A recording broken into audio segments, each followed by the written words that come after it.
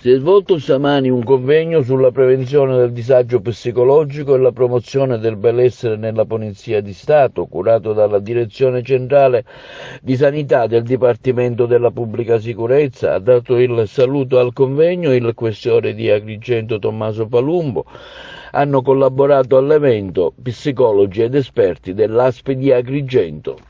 Beh, non è soltanto una giornata di aggiornamento professionale, questo è un vero e proprio convegno su un tema che per noi è fondamentale, quello proprio di riuscire a dare gli strumenti per affrontare dei momenti di disagio al meglio, cercando di affrontarli dal primo momento senza che un certo tipo di situazione possa fare in modo che il momentaneo disagio psicologico dell'operatore di polizia possa portare a delle situazioni estremamente più gravi che necessitino poi dopo di interventi per la risoluzione estremamente più impegnativi.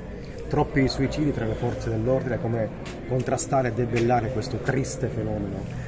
Esattamente così, cercando di dare una serie di strumenti da parte dell'amministrazione agli operatori affinché possano, senza alcun tipo di remora, rivolgersi all'amministrazione stessa, ai centri di ascolto psicologico, ai centri sanitari, eccetera, senza paura di poter rincorrere in conseguenze che in qualche modo potrebbero metterle in pericolo il rapporto con i colleghi, ad esempio dell'ufficio, o anche pensieri come progressione di carriera. Ma in atto esiste una struttura adeguata a compensare questo disagio o è da costruire?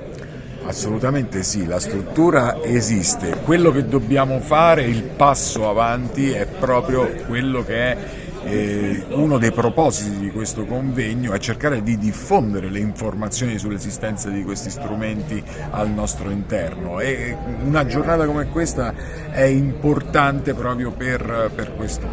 Quale sarà il vostro contributo a questa giornata?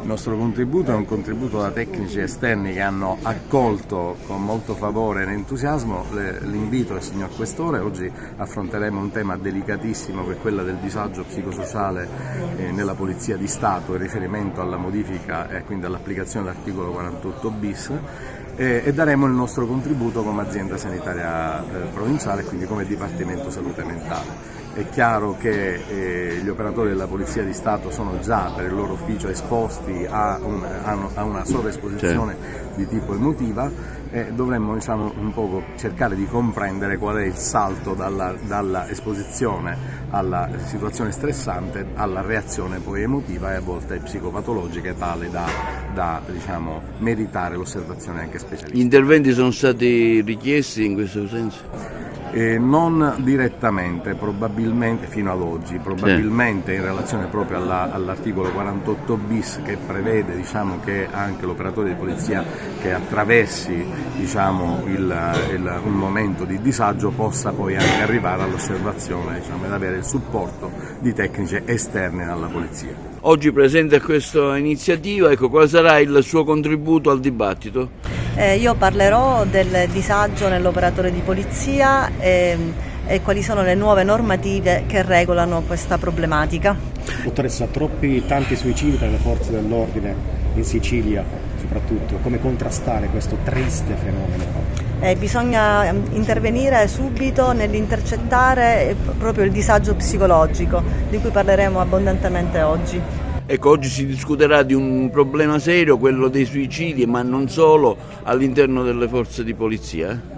Sì, è uno degli argomenti che la Direzione Centrale di Sanità, insieme al servizio di psicologia, sta cercando sempre più di far conoscere, di portare avanti, lavorando soprattutto su un'attività di prevenzione del disagio all'interno della Polizia di Stato, in modo particolare del personale della Polizia di Stato.